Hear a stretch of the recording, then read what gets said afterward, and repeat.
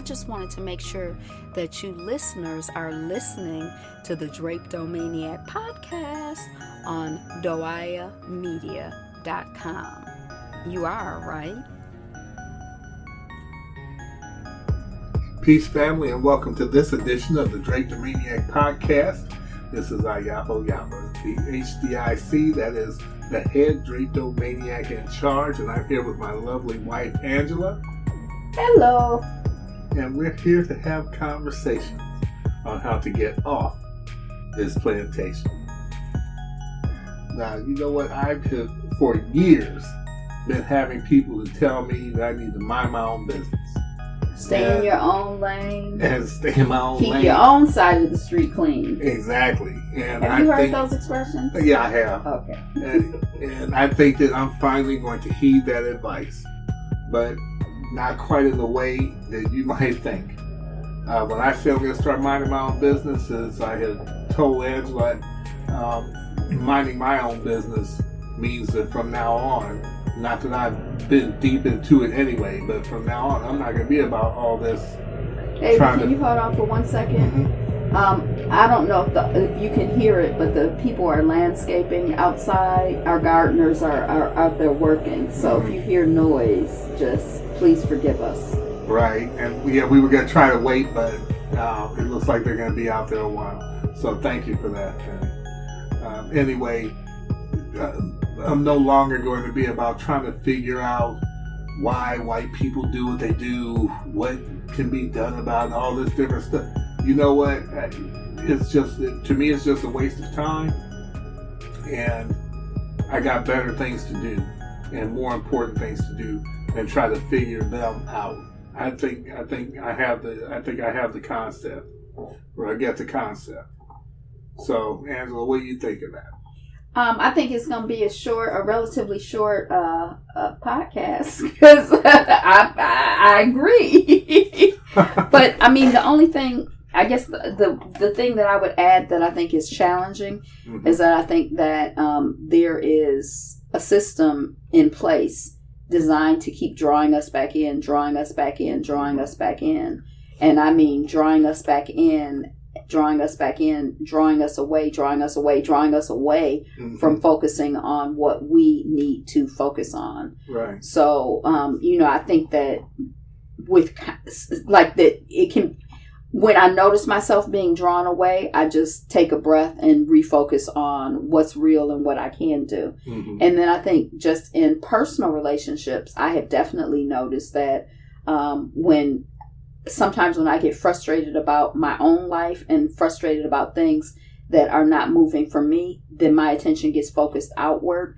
And then I start worrying about what other people are doing and trying to manage and control other people. Mm-hmm. And, I'm really trying to develop a practice of, when I notice myself doing that, to acknowledge it's because I feel overwhelmed with my own skit, and to refocus back on my own skit, because I definitely can't change anybody else. Mm-hmm. And I think when I look honestly at history, our history here over the last 400 years, through our contact with them, it seems pretty clear to me that a lot of the stuff that we focus on trying to address is not our issue. Right. Like, just a lot of our conversations around, racism, white supremacy, are focused on white people and getting them to see that they're hurting us, getting them to see that we're good people. Like, it's focused on them, and that's not an effective use of our energy. Right.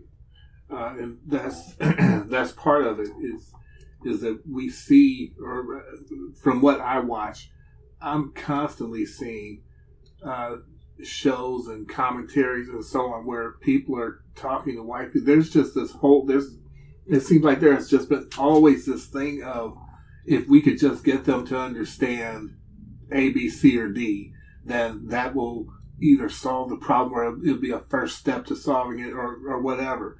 And the assumption is that they don't already know. Mm-hmm. That they don't already know that we get treated like garbage. They don't already know that they are the ones treating us like garbage. They don't already know that they're benefiting from a system that was put in place to give them advantage and to give us disadvantage or cause us disadvantage and so on.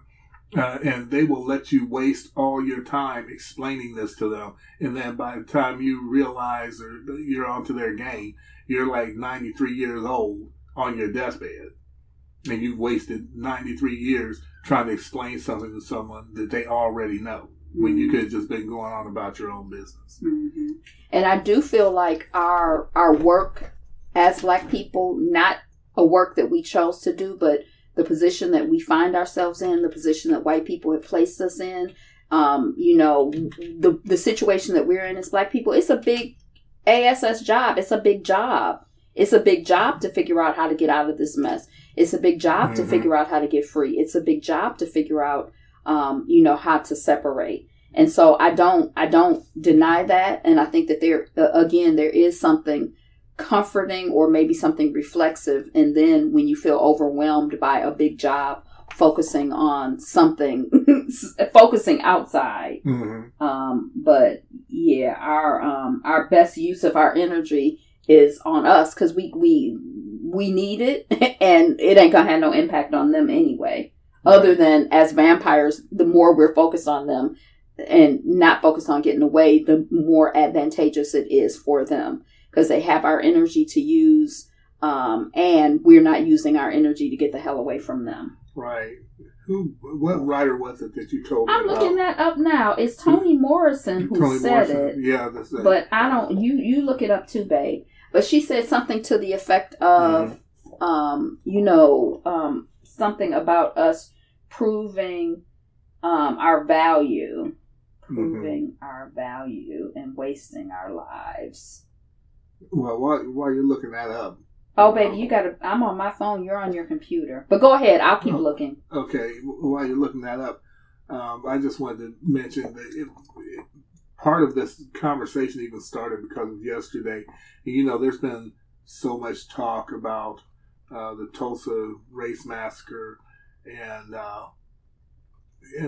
reparations and all of this. And I have found, and I already know that you know this, but I have found that the English language is clumsy AF when it comes to trying to describe what's going on, trying to describe solutions or whatever, because there's always, or I won't say always, there's much of the time this false equivalency that makes it seem like, common phrase, can't we all just get along? It was a meme before memes were a thing, when Rodney King said it, can't we all just get along? And the implication of that is that both sides are both sides are fighting, both sides aren't getting along, where history has shown that Black people, that's all we have tried to do was get along. So it's a false equivalency. And even if you look at the context of the Rodney King saying that, he was attacked and brutalized and beaten by a gang of thugs, and then thugs in police uniforms. And then he's saying, "Can't we all just get along?" I mean, they the ones that's not getting along. Right. I mean, it's funny because when I first, at some point, I used to think of that like, can't we all just get along, like the false equivalency? Right. And then at another point, I think I started to think of it like, please, can y'all get off my neck? Right. Can't we all just get along? Can't y'all just leave, Right. Like, so I think they're two different things. You're saying, oh, okay. Right. And the single greatest manifestation of us trying to get along with them, right? Because we're not, let me reverse that, of us trying to get them to get along with us. Mm-hmm. The greatest manifestation of that was the civil rights movement. Mm-hmm. The entire civil rights movement was about, will you get along with us? Mm-hmm. We're here. Mm-hmm. We got dragged here, kidnapped here, abused here to no end, and still are. Alienated from any connection or many connections that we might have with our home. Right. Would you be open? This is the civil rights movement. This is what the civil rights movement was saying. Would you be open to getting off my effing neck? Mm-hmm. And they said, yeah, no. Mm-hmm. I found the quote from Toni Morrison. Oh, go ahead. Okay. It says, and I don't know, it just says her name. It doesn't say in what context she said this. Mm-hmm. The very serious function of racism is distraction. It keeps you from doing your work. It keeps you explaining over and over again your reason for being. Somebody says to you, you have no language, and you spend 20 years proving that you do. Somebody says your head isn't shaped properly. So you have scientists working on the fact that it is. Somebody says you have no art. So you dredge that up. Somebody says you have no kingdom. So you dredge that up. None of this is necessary. There will always be one more thing.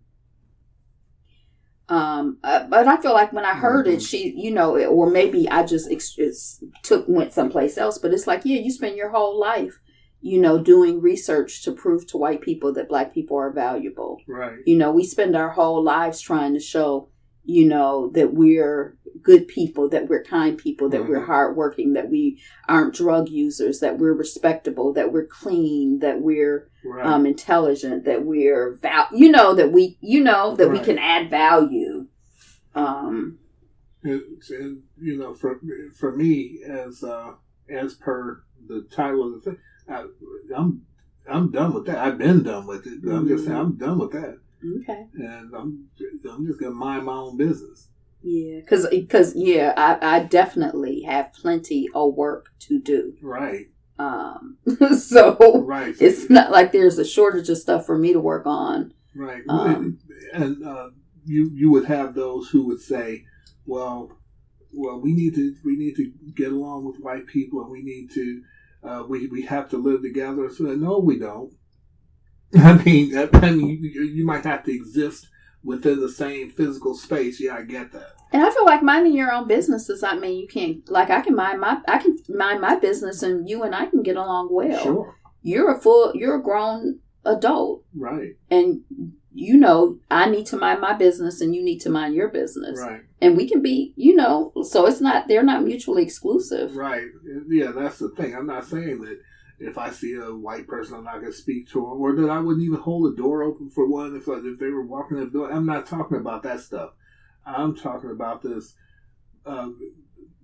need for white approval, this desire to just to be integrated into their systems, and all that. Their systems are corrupt. To be accepted by them, and their systems are corrupt. Oh, their award system. I got this award. Right. Oh, that shows something. Those systems are corrupt. Those aren't, they're biased. But even they're corrupt. Right.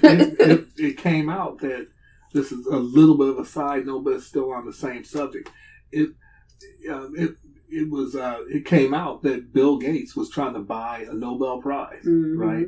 So basically, I'm just saying, all their systems are corrupt, even their little awards that they give. And it's also proven, like with Academy Awards, Emmys, all these different awards, right, that these white people give up. It's constantly proven that there's like behind the scenes lobbying that goes on, and paying people for this and that, so that the person gets an award. Because they get an award, and that that raises their stock. So they might be able to sell more records, or command more of the box office, or whatever. So it's all corrupt. And who wants to be part of that? And I feel like there's a whole thing with this system where we're supposed to believe that it's based on meritocracy. If you work hard, you'll get rewarded with an Emmy. If you work hard, you'll get rewarded with getting into college. They buying their way into colleges. I saw an interesting article the other day that was talking about how at these elite institutions, it's the black and brown people who are doing all the work, and the white people are getting, the glory. The black and brown people are doing the work, and the white people, they're freeloading on us as opposed to us freeloading on them. And so it's sort of like, just like in most cases, like, these niggas are lazy, they won't work. And we the ones working from sun up to sundown. Right. You know, so it's like y'all the freeloaders. For less. For less or for nothing. For less or for nothing. Right. So this idea, it's not nothing in there, like it goes across areas. I don't know what the proper word is, but not just in their awards, not just in their colleges, not just in their jobs. At every level, in everything. Mm-hmm. They claim meritocracy. That's their advertising. But this is not a merit. This is, people work their butts off and don't have nothing to show for it here, but a hard way to go. But that's another thing about is this whole thing about trying to. I laugh now every time I hear somebody say it. Either I laugh or I get frustrated by it. But every time I hear somebody talk about fixing the system, number one, system isn't broke. Mm-hmm. Works exactly the way it's supposed to work. Mm-hmm. The other part of that is that. As you and I discuss a lot, the racism, the system of white supremacy, all that is woven into the fabric. It is the fabric. The fabric is made up of threads of fibers of that. Right. So you can't unweave it from the fiber. Right. And so when we're marching, protesting, approaching, white society and approaching the power structures and talking about, well, we want to fix it, we want this fixed, or we want this changed.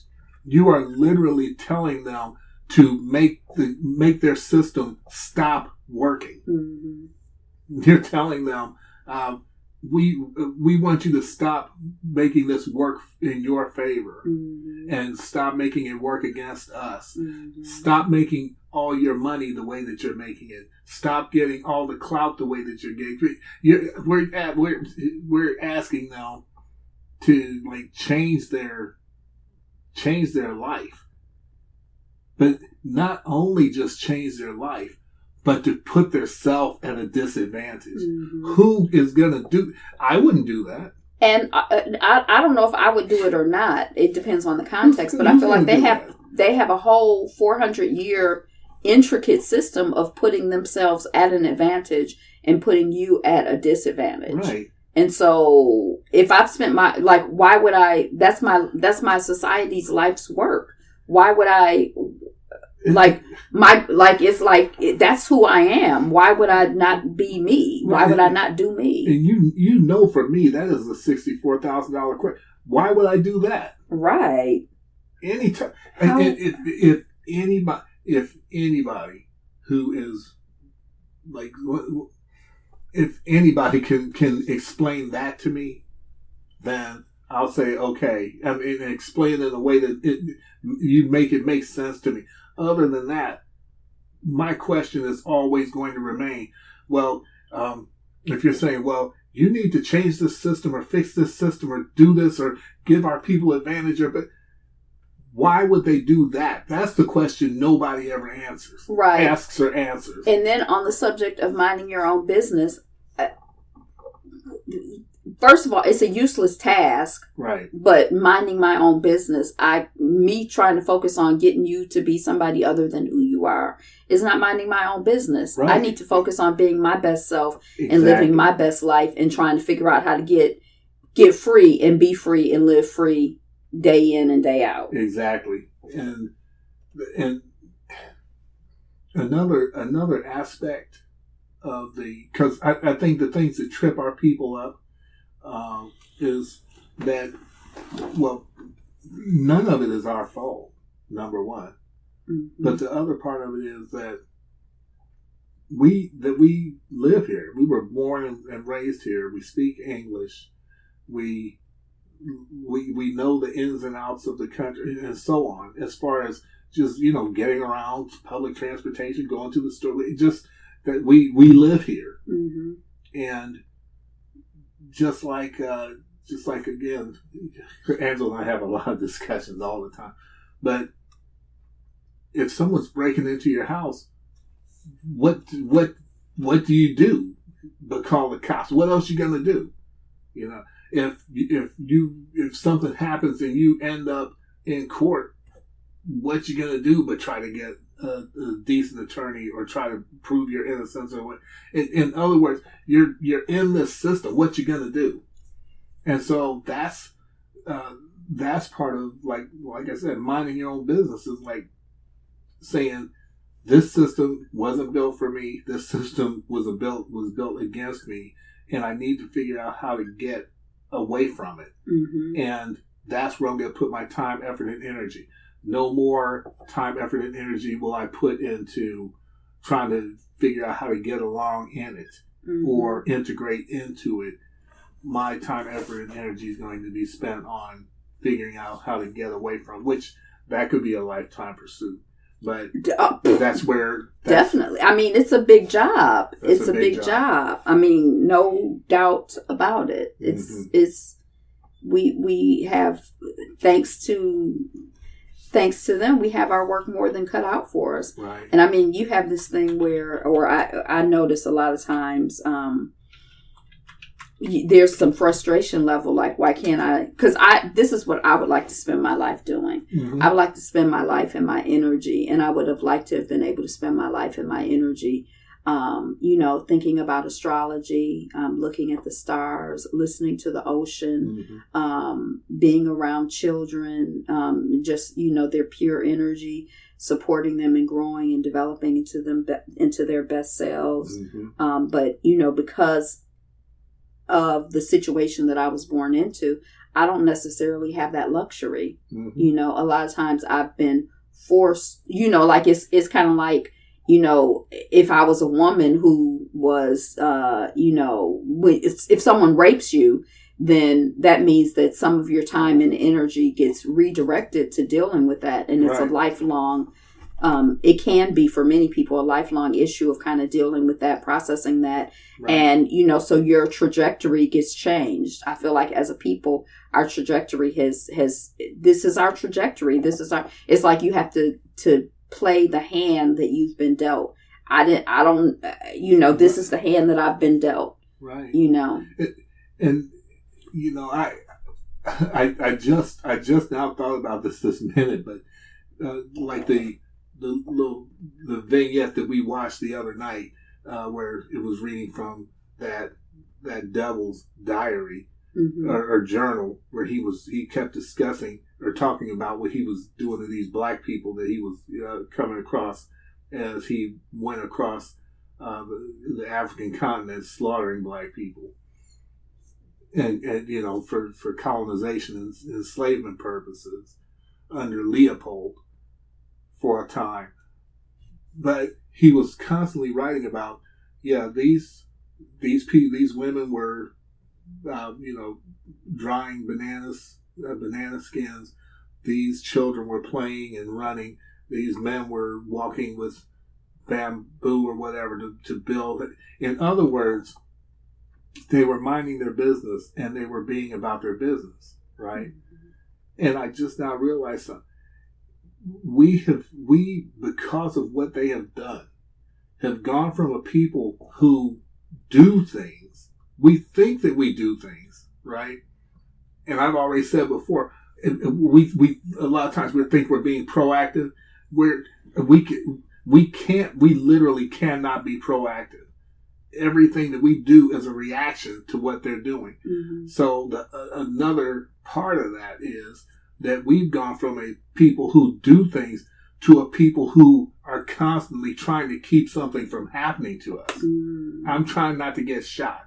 I'm trying not to go to jail. I'm trying not to get cheated out of this money. I'm trying not to get thrown into this area where the housing prices are low, or it's a bad place where you're constantly trying to keep something from happening to you, as opposed to like the people who existed before. They were doing things. Mm-hmm. And there's a vast difference. It's like in chess when you're playing and someone has control of the board. And at that point, that just happened to me last weekend when I was playing chess with my son. Was he got control of the board, and then I was in a position where all I could do was react to his moves. Mm-hmm. I couldn't do anything. I couldn't make any moves of my own. and he beat me twice. And so I think that, there's two things I want to say about this. One is I'm hoping that in this new vein or in this refreshed vein or in this upgraded vein of minding my own business, I consider listening to the colonizer's journal like not minding my own business. Then the second thing, so I'm hoping that will, like a minimal of that, and when we notice that we have shifted to minding their business, shifting back.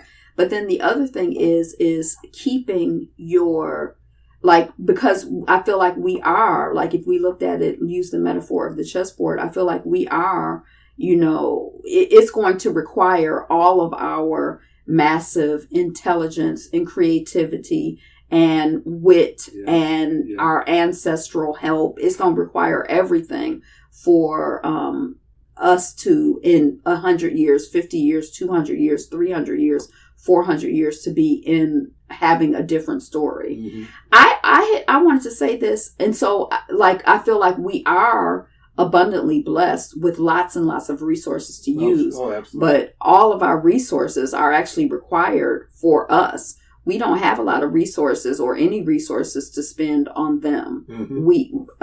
But the other thing that I was thinking about just now when I was talking is that I've always thought, 400 years of dealing with, white people is a small part of history. We can turn that around. It seems like a lot because most of us don't live to be more than 100. So 400 years just seems like everything to us because our lifespans are short. That's our parents, our grandparents. That's a lot of people. Right. But in the scope of human history, it's not that much.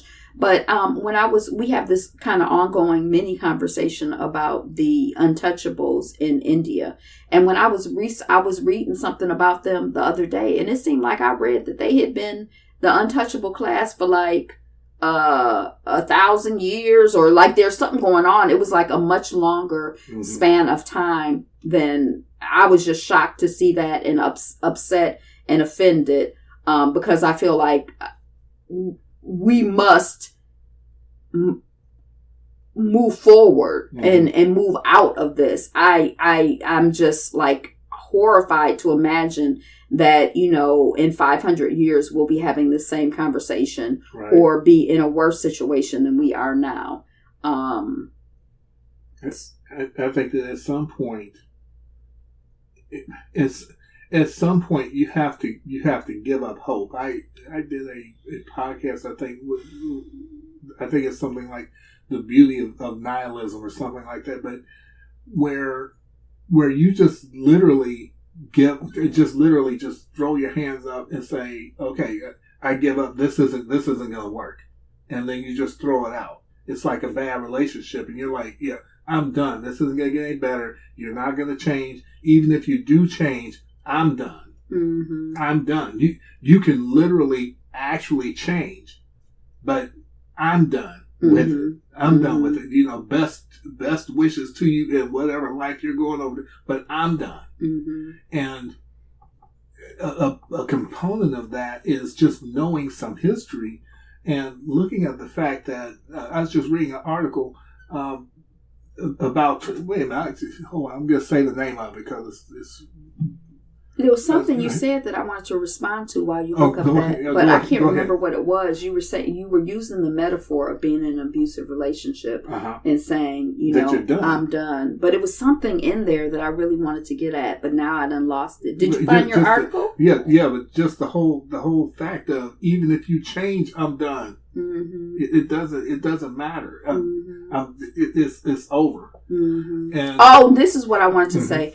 That I think that we think, I've heard, I have, you talk to other people about their relationships or whatever. And a lot of times you'll hear people say in the case of, it could be an abusive relationship up to the point of somebody beating a ASS, or it could be abusive in turn, or it could be just they're dissatisfied with the situation. And it's not working for them. And I don't feel like, there's anything wrong with leaving a situation that's not working for you, even if it's not abusive. But what I've heard people say a lot, directly and indirectly, is that I've invested so much in this, and I don't, I don't want to let it go. And I think that there is a push in a lot of media, like particularly with relationships, particularly what I see toward women, with this idea of, it's like people talk about this on OWN all the time. They'll have these black love shows, and they'll be showing these men who have, the couples are like, we made it through 50 years or 20 years or 5 years. And I mean, he was cheating, but I stayed with him. And, he turned around, and he was beating me, but I stayed with him, and he turned around. Or like there's this basketball player who I think got AIDS, but he had said he had slept with 1 million women, and his woman Cookie just stuck with him, and he turned around, and now he's a good man. But I think this idea of you have so much invested in it, don't let it go, because they're going to turn around and they're going to see your value and your worth. And I feel like that's us as black people. Right. I know it is. We, and it's it's not like we voluntarily enter into this relationship. Right. So it's not, the metaphor doesn't hold exactly, but right. But this idea of our blood, sweat, and tears is in this country, so I'm not going anywhere. My grandparents did this, so this is my place. This is where I belong. And I kind of feel like, for me, I don't feel that way. I just let it go. I'm like, yeah, I'm good. I've spoken about this before several times. You have? And you better believe it. I made like a couple videos about it and some podcasts about it. And I'm like this. That's one of the things that holds people in place. Also, a person that's in an abusive relationship, they will find that thing that, like I said, I think I did a podcast. It's called, Grandma's brooch or something like that, and or Grandma's stick pin, and it's like this heirloom, and it's been in the family for 200 years and so on. And then you're with this abuser, and they hide it from you. And they say, well, you can go on and go, but you're not getting that brooch.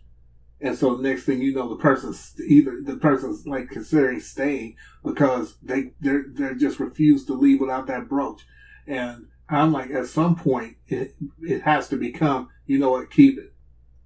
Keep the money, keep the house, keep the cat, keep the brooch, keep it. I'm out. I'll sleep on the freaking park bench. And the brooch for me in this situation is the American dream. Right. It's like, if you leave, you're not going to have the American dream. You're not going to have your big house. You're not going to be a millionaire. And maybe, right. part of it probably has to do with me being old. Shoot, I'm 50 years old almost. But that's the thing that's deceptive about the carrot, though, is that they have you chasing this carrot, and they know that you're never going to get it. Right. I'm never going to give you your grandmother's stick pin. You ain't never going to get it. Never going to get it. Never going to get it. As a matter of fact, never going to get it. As a matter of fact, I don't even know where it is. Right. I might have thrown that thing away, and you're never going to get it.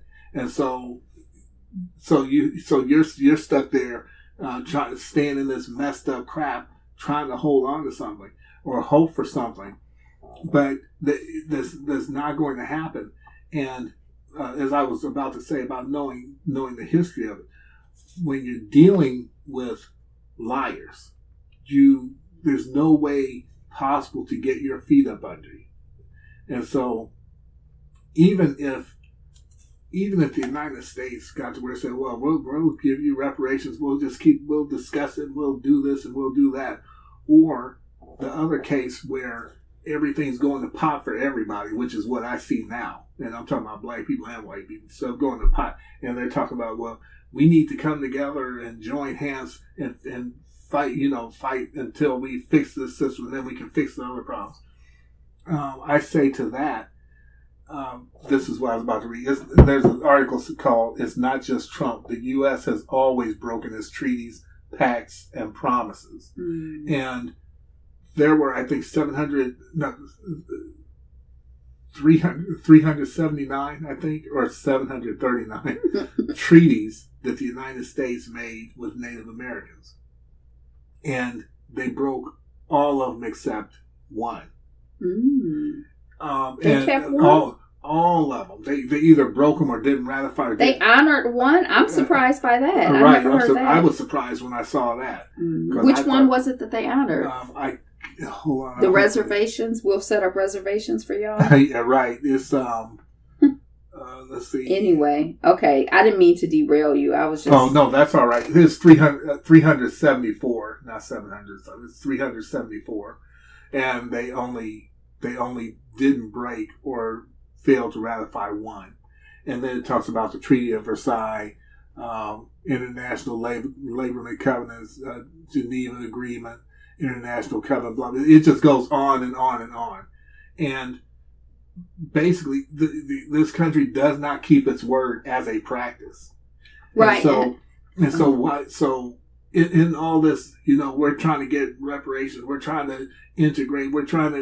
You're dealing with a bunch of people who you're dealing with a system that's a lie. It's built against you in the first place on purpose. You a lie and the truth ain't in you. Right. It's, I don't even know how to really verbalize it sometimes. It's like, you talk to the exes of a man or woman that's been in a bunch of relationships, and they've been with 20 people, and they say, yeah, they lie, all of them. And then for some reason, I think that, they're going to get with me and they're going to stop lying.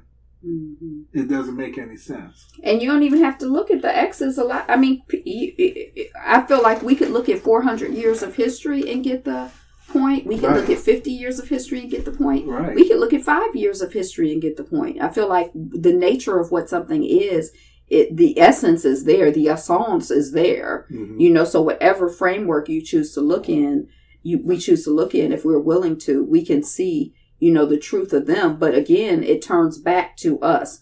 Whether they're going to give you the stick pin or not going to give you the stick pin ain't none of your business. Right. If let that go as best you can and move on and figure out what you can do and I feel like I need to continue to have myself move on to what I can do and what is a productive use of my energy. Right. What's going to add value, because some stuff is just a waste of daggone time and ain't nobody got time. And there's also an element of pride involved, because it's a difficult, when someone scams you or when someone tricks you out of something or whatever, especially if they get away with it, it's a very difficult thing to say, okay, you know what, you got away with it. You got away with it. Mm-hmm. You mm-hmm. And that's a hard thing to do. It's easy to say. Mm-hmm. But that's basically it, in terms of separating and going and minding your own business. If you can't do it, then you have to ask your question, what's holding me? Mm-hmm. What's holding me? Mm-hmm. And so it could be one of those things. It could be, I've invested so much, or I just can't let them get away with this. Mm-hmm. Or a married, it could be any number of reasons, but it's as individual as the individual. So you have to ask yourself. But I imagine they're broad themes. Right. Broad categories in terms of why we aren't able to let go, but I never thought about it like that. But you have to ask what's holding me. Right. If as I study tarot, so if you look at the devil card, there is the many devil cards will have people who have chains around their necks or chains around their arms or whatever, and they're chained to the devil, mm-hmm. Or whatever representation of the devil. Right. But the trick to the card, or what's typically the way that it's depicted, is that those chains, like, you could just lift them off of you if you wanted to. Right. And so sometimes, just like the elephant, the story of, or the idea of how you train an elephant, they don't by the time they get big enough to realize that they can break the chain, they already think that they can't. Right. And so it's a mental chain that has to be broken. And shoot, isn't that what Bob Marley said? I don't know if that was his original quote, but free yourself from mental slavery. Mm-hmm. None but ourselves can and are interested in freeing our minds. Right. But if you have to figure out what's holding you. Mm-hmm. And then once you figure that out, you can work on figuring out how to detach yourself from it. Right. And because sometimes I think that you could start really trying to figure out what's holding you and find out that that nothing is holding you. Mm-hmm. Nothing within yourself is holding you, and that actually something in the society overall is holding you. I just say that in terms of what I'm always saying about you. If you're tied to a chair, you don't realize that you're tied to a chair until you try to get up. Mm-hmm. So whatever is keeping you from getting up, it may be within yourself or it may be without yourself. Mm-hmm.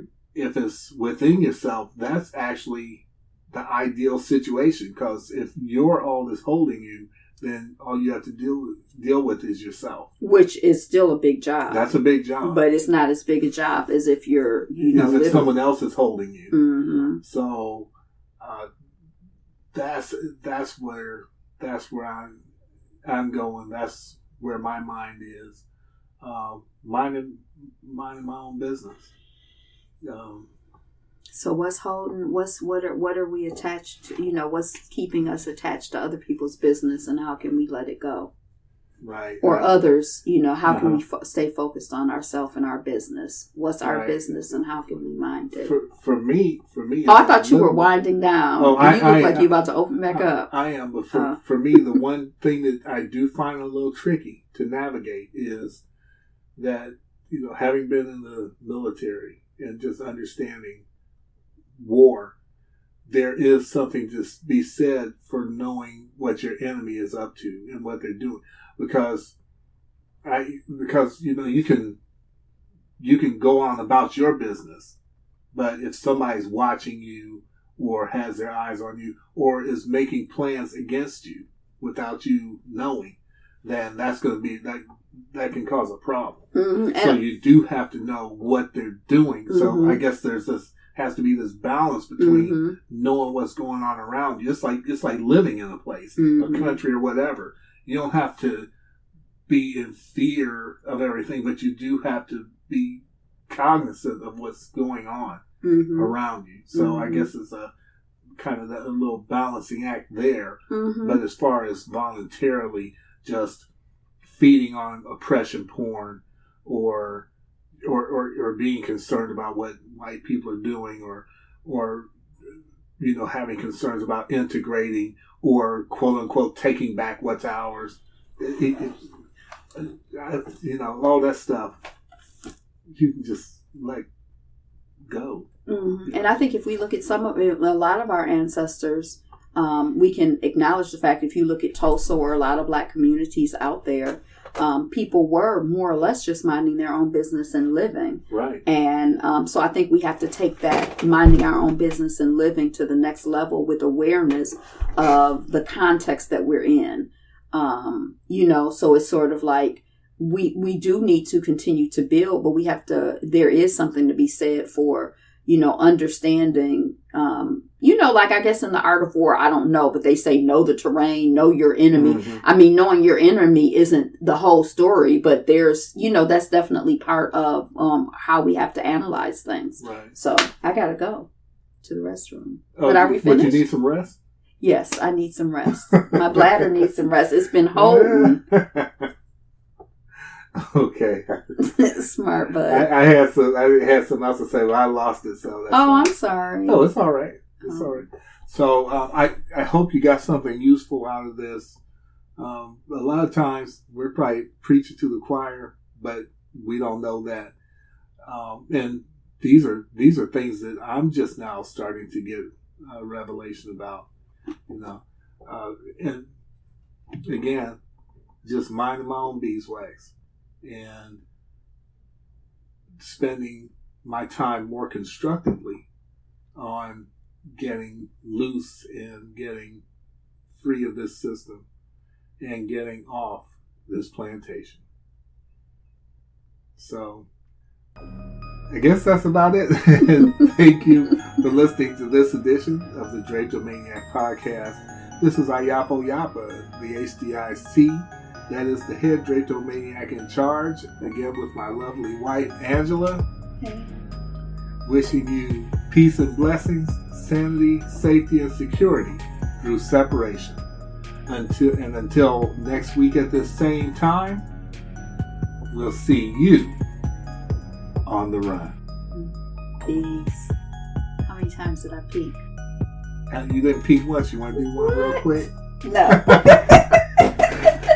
There you go. That was kind of a peek. And thank you again for listening to the Drapetomaniac Podcast. Tune in next week at doiamedia.com. DOIAMEDIA.com. And again, we'll catch you on the run. Peace.